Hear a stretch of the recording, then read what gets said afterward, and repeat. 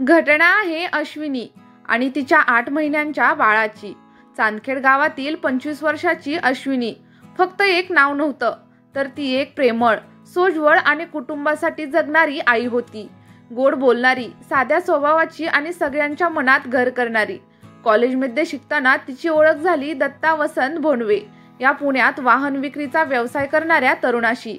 मैत्रीचं हे नातं हळूहळू प्रेमामध्ये बदललं। घरच्यांच्या विरोधाला न जुमानता अश्विनीने 2014 मध्ये दत्ताशी प्रेमविवाह केला।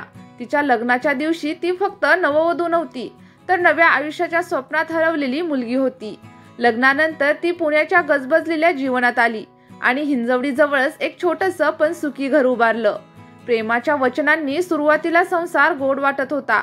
काही वर्षांनी त्यांना मुलगी अनुष्का झाली, त्यानंतर 8 महिन्यांचा अनुज, जो अश्विनीचं सर्वस्व होता। ती मुलांसाठी, नवऱ्याच्या सुखासाठी स्वतःला विसरून गेली होती। तिला कोणतीही तक्रार नव्हती, फक्त त्या छोट्याशा जगात तिला शांतता हवी होती। दत्ता घराबाहेरून प्रेमळ पती आणि जबाबदार वडील वाटायचा, पण हळूहळू त्याच्या वागण्यात बदल दिसू लागले। तो उशिरा घरी यायचा, फोनमध्ये रमायचा। अश्विनीच्या लक्षात आलं की तो तिच्यापासून दूर जातोय, पण तिनं कधी तक्रार केली नाही। ती अजूनही त्या लग्नाच्या वचनांमध्ये आणि अनुजच्या चेहऱ्यावर दत्ताची छबी शोधत राहिली, पण तिचा हा विश्वास तिच्या जीवनाचा शेवट ठरणार होता। दत्तानं ठरवलं होतं अश्विनी आणि अनुज यांचा कायमचा अंत करायचा, कारण त्याच्या आयुष्यात आली होती सोनाली जावळे, अहमदनगरची एक इंग्रजी माध्यम शाळेतील क्लर्क। सोशल मीडियावरून दोघांची ओळख झाली आणि नातं शारीरिक आणि भावनिक पातळीवर वाढलं। दत्ताला सोनाली सोबत नव्या आयुष्याची स्वप्न होती, पण अश्विनी आणि अनुज हे त्याच्या नजरेत अडथळा बनले होते, म्हणून त्यानं कट रचला। सोनालीने देखील त्याला पाठिंबा दिला। तिने प्रशांत भोर, पवन जाधव आणि एका तिसऱ्या गुन्हेगाराला 50,000 रुपये आगाऊ दिले आणि उर्वरित 1.5 लाख रुपये कामानंतर देण्याचं ठरलं। शेवटचा दिवस आला।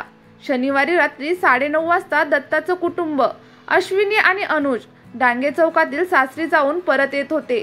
दत्ता गाडी चालवत होता। आधी ठरलेली जागा कात्रज देहू रोड बायपास जवळच एका निर्जन ठिकाणी गाडी थांबवताना तो म्हणाला, मळमळतय, थोडा वेळ थांबूया। अश्विनी काही समजून घेईपर्यंत दत्ताचे साथीदार तिथं पोहोचले। अश्विनी आणि अनुज गाडीतच होते। दत्ताने संकेत दिला आणि दोन्ही गुन्हेगार गाडीत घुसले। त्यांनी अश्विनीचा गळा आवळला। ती मुलासाठी धडपड करत होती, पण कौर्याने तिचा प्रत्येक श्वास संपवला। नंतर त्या 8 महिन्याच्या निष्पाप अनुजला देखील त्यांनी ठार केलं। दत्ताने स्वतःच्याही अंगावर काही खोट्या जखमा करून घेतल्या।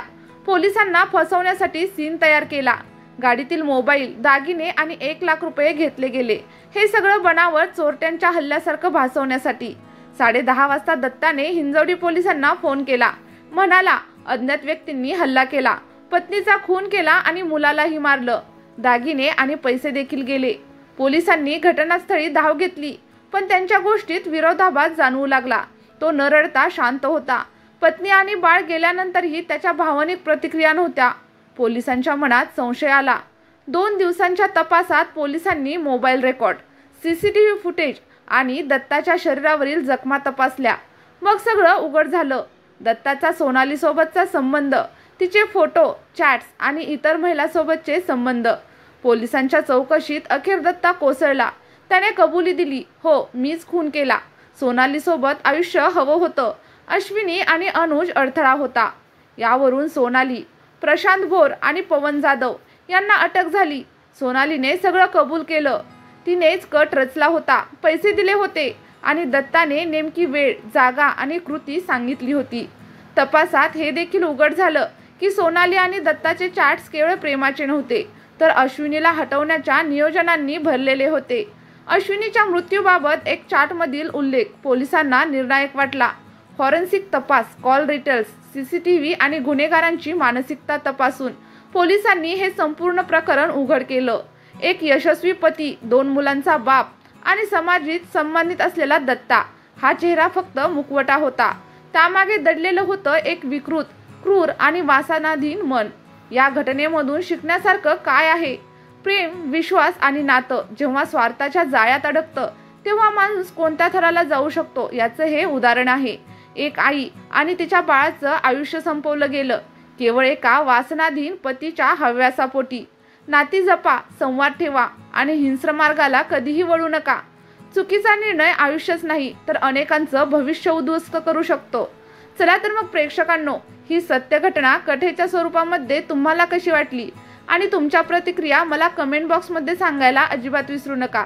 त्यासोबतच आपल्या व्हिडिओला एक लाईक देखील नक्कीच करा आणि चॅनलवरती नवीन असाल तर चॅनलला सबस्क्राईब करायला अजिबात विसरू नका. धन्यवाद.